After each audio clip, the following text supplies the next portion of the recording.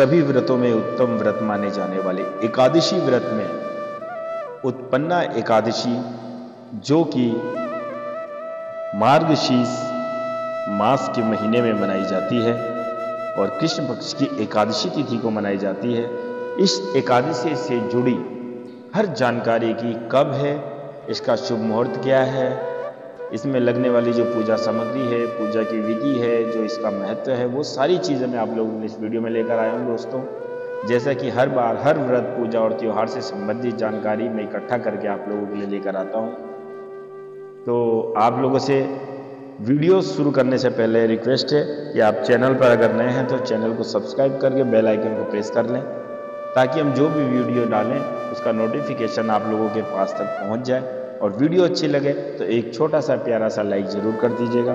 तो आइए भक्तों, शुरू करते हैं उत्पन्ना एकादशी मुहूर्त की जानकारी।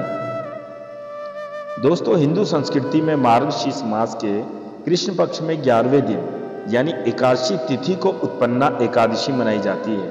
इसे उत्पत्ति एकादशी भी कहा जाता है।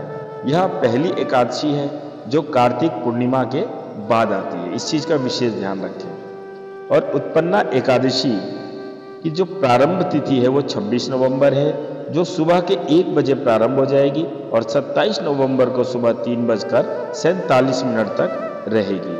दोस्तों, उत्पन्ना एकादशी का जो शुभ मुहूर्त है, ये हम सभी को इस बात से अवगत कराता है कि हमें किस समय पूजा प्रारंभ करनी है, किस समय हमें अंत में जाकर पारण करना है। और अब हम बात करते हैं पूजन सामग्री की। तो सनातन व्रतों में विशेष एकादशी पर भगवान विष्णु की पूजा का विधान है। हर एकादशी भगवान विष्णु से ही संबंध रखती है। इस दिन संपूर्ण विधि और उचित सामग्री के साथ पूजा करना अत्यंत फलदायक और मन को संतोष प्रदान करने वाला होता है।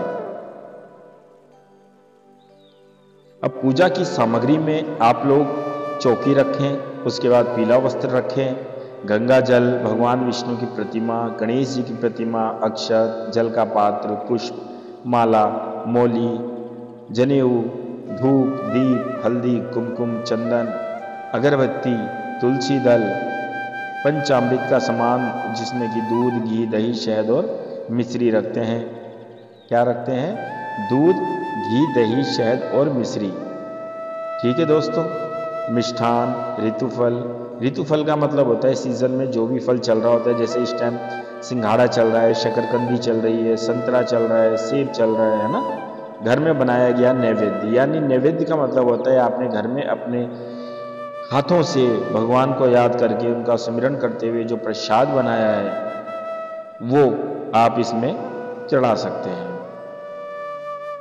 और अब हम बात करेंगे दोस्तों सनातन धर्म के अनुसार जो एकादशी व्रत की जो पूजा विधि है वो क्या होनी चाहिए।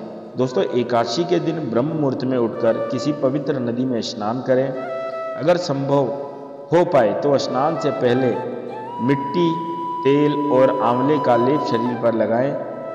इसके पश्चात स्नान करें। और अगर आप किसी नदी में स्नान नहीं कर सकते हो तो घर के पानी में ही गंगा जल मिलाकर स्नान करें।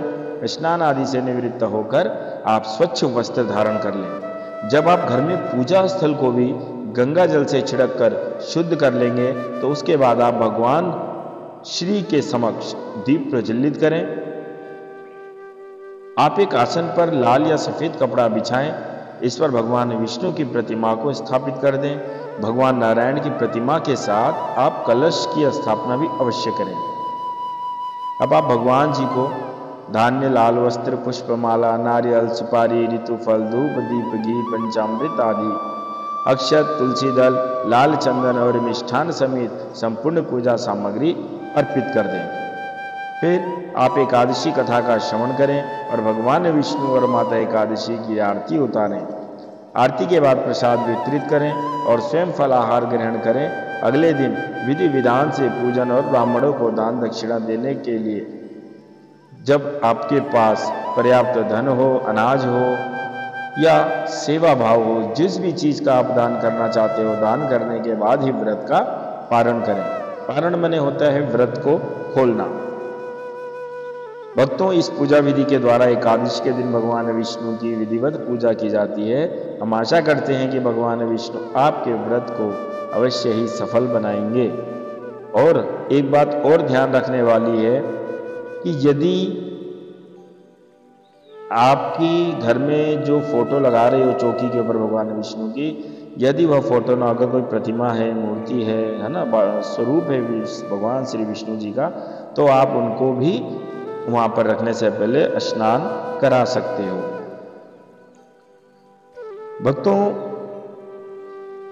मार्गशीर्ष मास के कृष्ण पक्ष में ये जो एकादशी के दिन 11वें दिन उत्पन्ना एकादशी पड़ती है, अन्य एकादशी तिथियों की तरह ही ये एकादशी भी भगवान विष्णु को ही समर्पित होती है।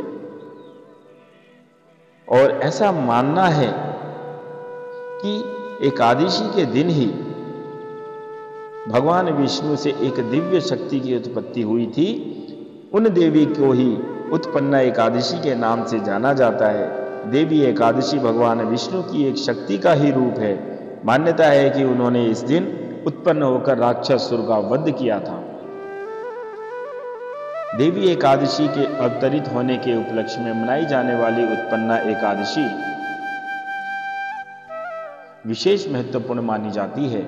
इस दिन भक्त भगवान विष्णु व भगवान श्री कृष्ण के साथ साथ माता एकादशी की श्रद्धा पूर्वक पूजा करते हैं और उपवास रखते हैं। माना जाता है कि जो भी भक्त वर्ष भर की एकादशी तिथियों पर उपवास रखना चाहते हैं, उन्हें उत्पन्ना एकादशी से ही व्रत का आरंभ करना चाहिए।